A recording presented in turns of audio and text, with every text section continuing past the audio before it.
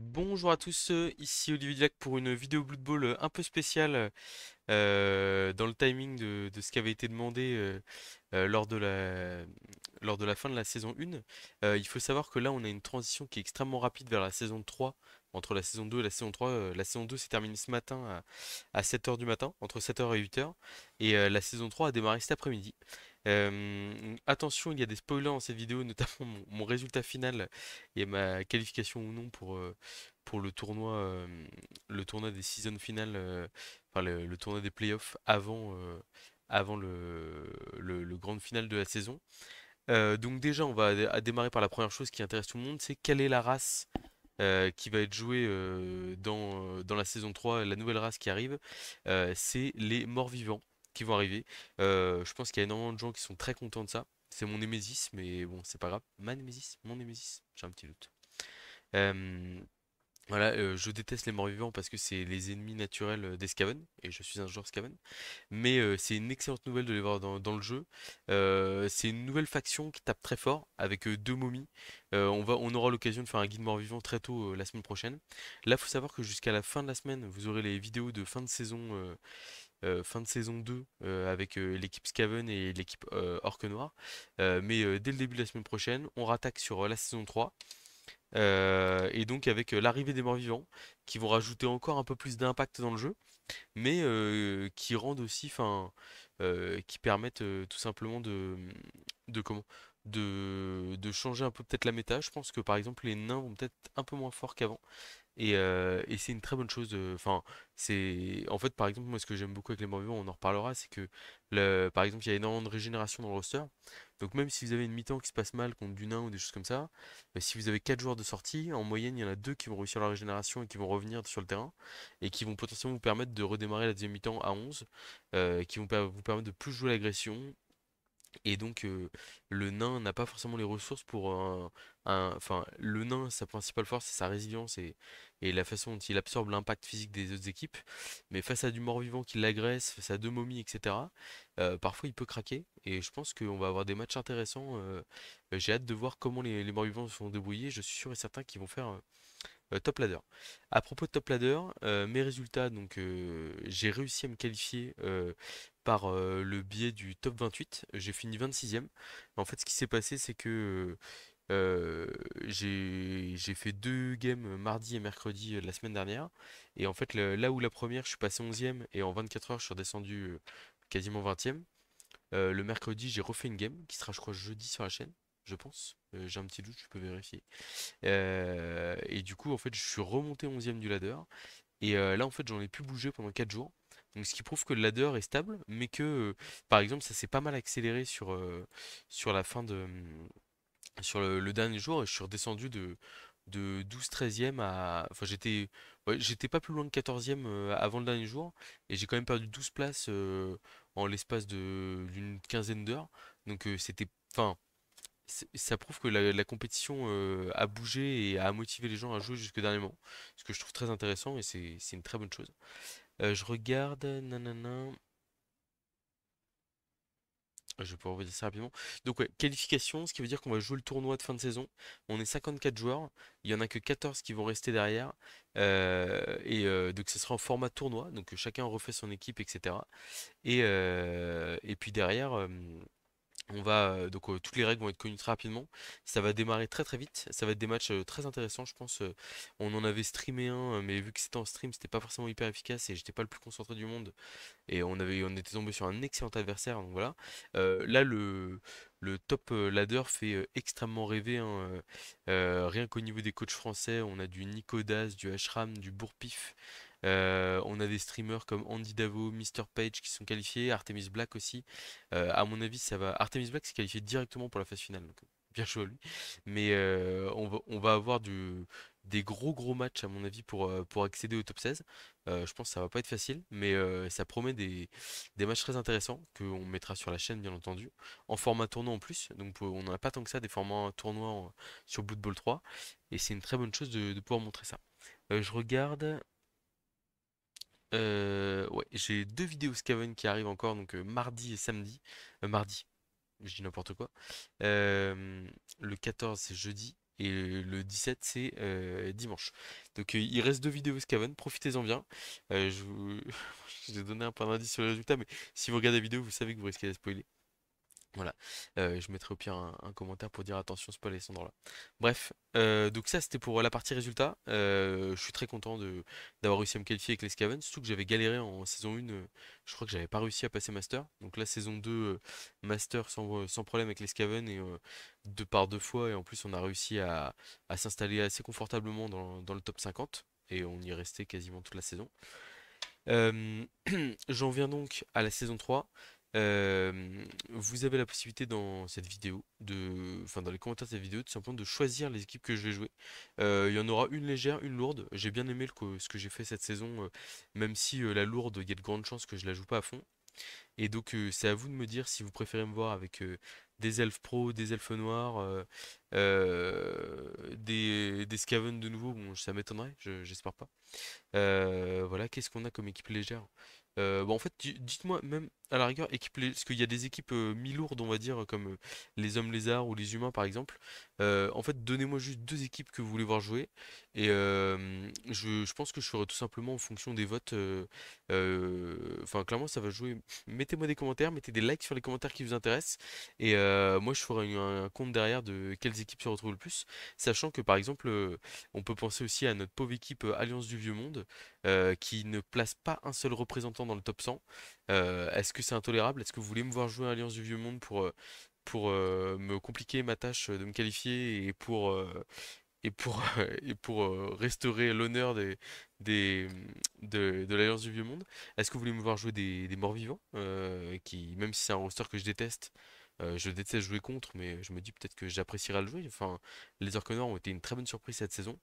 Est-ce que vous voulez me voir jouer des orques, des hommes lézards? Enfin, vous avez le choix entre 15 rosters. Donc donnez-moi les deux rosters que vous préférez, si possible avec des archétypes différents. J'ai pas envie de jouer orc et orc noir. J'ai pas envie de jouer elfe noir et elfe pro. Donc ça dans tous les cas, enfin je ferai quand même, enfin je garde une petite marge de décision sur ce qui va être choisi, mais choisissez mon roster. Euh, c'est histoire que je sais qu'il y a des élus du chaos qui ont été réclamés sur la chaîne de manière assez systématique. Si vous voulez voir des élus du chaos, n'hésitez pas. Très important, le patch de saison 3. Il y a de nouvelles choses. Donc, la nouvelle faction, on en a parlé, c'est les morts-vivants.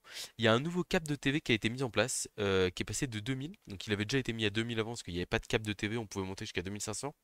Il est passé à 1800. Attention pour les nains, attention pour les KO, attention pour les Nurgle. Je trouve que on va dans un très bon sens, c'est-à-dire que même si on est dans de l'infini de Blood Bowl où on peut jouer autant de matchs qu'on veut, on peut recommencer autant d'équipes qu'on veut, le fait de bloquer le cap à 1800, ça fait que on ne peut pas avoir des équipes bourrées de compétences.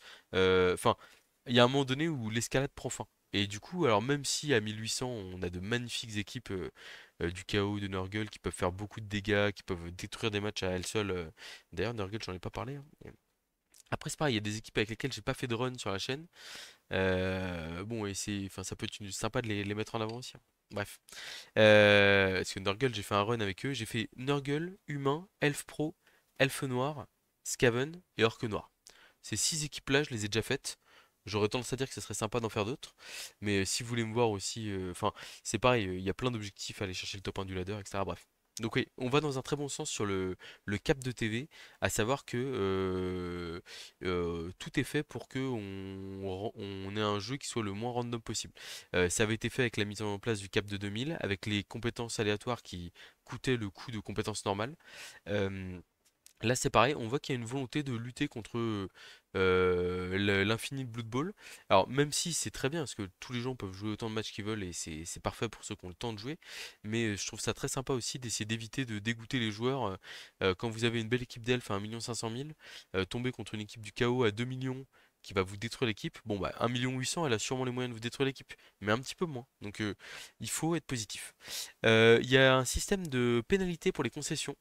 Euh, Donc il y aura des différents niveaux de pénalité selon le nombre de concessions faites, je pense dans un certain délai. Clairement, c'est une bonne chose. C'est-à-dire que, alors, d'un côté, c'est bien de laisser de pouvoir les concessions possibles parce que si vous avez un match qui se passe très mal dès le tour 2 Ne pas vouloir perdre 1 heure sur un match, ça se comprend. Vouloir sauvegarder son équipe, ça se comprend aussi. D'un autre côté, le fait de lancer une équipe toute neuve et de se dire tour 2, oula, j'ai pris un KO, je vais concéder et relancer une nouvelle équipe directement, bah en fait ça c'est pas terrible. Et puis le mec en face il a envie de pexer un peu, il a qu'un JPV. En plus ça se trouve vous avez déjà joué 30 minutes de match et lui il avait 1 heure pour jouer et en fait bah il va pas pouvoir pexer sur son match. Je trouve ça très bien de pénaliser un petit peu, essayer de faire en sorte d'éviter d'avoir de l'abus de concession. Surtout que si c'est juste par exemple un délai sur lequel on peut pas lancer ou des choses comme ça, bon bah pourquoi pas. Je vois que il y a eu un rework sur les icônes de compétences. Par exemple, Juggernaut et Stabilité qui se ressemblaient beaucoup. C'est une excellente chose. Rien à dire. Enfin, vraiment, voilà. Je vois que. Nanana. Ok, oui, il y a lui qui a été retravaillé, d'accord. Bon, je m'en savais pas, je m'en savais pas. Il y aura de nouvelles statistiques qui seront proposées. Il y a de nouveaux star players qui arrivent avec Grim, Point d'Acier, Orcon, Bryce Campbell et Ivan Deathroad. Donc ça nous fait des nouveaux star players. On va voir à quoi ils ressemblent. Peut-être l'occasion de faire des nouveaux jeux avec les stars. La compétence multiple, bloc multiple qui n'était pas présente dans le jeu a été mise en place. Donc on voit qu'il y a toujours un effort d'améliorer le jeu. C'est très très bien. Je suis très content. Euh, je vais terminer avec un petit bilan sur le ladder Blood Bowl 3. Moi je trouve que... Enfin, j'ai eu l'impression qu'il y avait pas mal de matchs à jouer. Quand je vois le niveau des qualifiés, les joueurs qui ressortent, etc., je me dis que on va avoir de très très beaux matchs dans le top 54 et dans le top 16 derrière. On a vraiment un niveau compétitif dans Blood Bowl 3. Euh, je me dis aussi que c'est accessible à quand même pas mal de monde. On le voit, l'équipe de Scaven, j'ai une vingtaine de victoires, je crois 6 nuls et enfin en gros j'ai une trentaine de matchs. Trentaine de matchs, bon, bah, c'est 30 heures de jeu. Enfin 30 heures de jeu, sachant qu'il peut y avoir des concessions ou des choses comme ça avec les équipes plus lourdes. C'est pas. Enfin, sur 3 mois, ça fait 10 heures par mois, ce qui fait ouais, du 2,5 heures par semaine, enfin, du 2 heures et demie par semaine. Bon, enfin, clairement, c'est faisable même pour des joueurs un peu plus casual. Et c'est-à-dire que, imaginons, vous lancez une équipe sans trop d'ambition et puis vous vous retrouvez en 15-3-3. En plus, avec le système qui fait que maintenant, quand vous avez atteint un certain palier, vous démarrez directement en platine, c'est pas mal. Enfin, je trouve que vraiment, on est sur un système qui récompense les gens qui font des efforts pour, entre guillemets, bien jouer. On est sur un système qui permet de jouer le nombre de matchs qu'on veut sans trop désavantager ceux qui ne peuvent pas jouer et tout en laissant bah, ceux qui peuvent jouer plein de matchs, notamment la possibilité de placer plusieurs équipes dans le top 100, etc. Euh, les qualifications entre le tournoi, le top 28 du ladder ou les deux meilleures équipes différentes, je trouve ça assez sympa. J'aime bien l'idée que ceux qui s'embêtent à jouer des rosters un peu plus difficiles puissent être qualifiés quand même. Je trouve ça très bien. Je sais que on parlait de la noblesse impériale qui se qualifient avec des joueurs, des équipes hors du top 100. Mais il faut aussi parler de, je crois, de les Elfes Pro par exemple, qui sont pas dans le top 28. Mais c'est pas grave. Les deux joueurs qui ont réussi à se placer, je crois, entre 50 et 60 en Elfes Pro et qui sont les deux premiers représentants de la race, ont mérité, au même titre que les autres, de jouer le tournoi suivant. Donc je vous avoue que je suis très très content de ça. Mon seul petit point négatif, enfin, c'est même pas un point négatif, c'est on a vu beaucoup de nains sur la saison 2. Je pense qu'on en verra encore pas mal sur la saison 3. Enfin, de toute façon, les gens vont pas se lasser et ça reste une équipe qui est très efficace. Mais les morts-vivants sont un counter intéressant contre les nains, selon moi. Il y a de la puissance physique, il y a de la résilience, il y a de la vitesse. Autant vous dire qu'une équipe de morts-vivants bien montée. Alors après, c'est sûr qu'il y aura toujours les...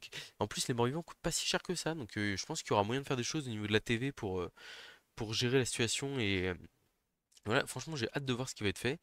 Mais bref, enfin, on a moyen de, on a moyen de comment, enfin, on va avoir moyen de développer de nouveaux archétypes et c'est très très sympa. Je pense que il y a pas mal, enfin, tout va dans le bon sens. Les bugs, la plupart des bugs qui existaient ont été résolus. Alors je sais qu'il y en a beaucoup qui vont dire on est en retard sur les plans de développement du jeu, etc. C'est peut-être vrai, mais moi ce que je vois c'est qu'on va dans la bonne direction et qu'on continue à avancer un pas après l'autre.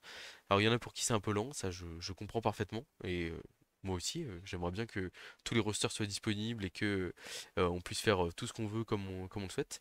Mais il n'empêche que je tiens à remercier l'ensemble des équipes qui travaillent sur le jeu, parce que pour le coup, moi je trouve que ça va dans la très bonne direction. J'ai trop hâte de vous faire de vous mettre en ligne les parties du tournoi à 54, et j'espère après, si j'en fais partie du tournoi à 16, je vous expliquerai bien entendu tous les tenants et aboutissants, les règles, etc. En plus c'est du format tournoi donc c'est assez intéressant. Et puis bah voilà, donc surtout en commentaire, mettez des rosters efficaces sur lesquels je vais performer facilement et avec lesquels je vais me qualifier très facilement dans les prochaines seasons finales de la saison 3. Et puis bah, je vous dis à très bientôt pour de prochaines vidéos et à bientôt sur le terrain. Allez, à très vite.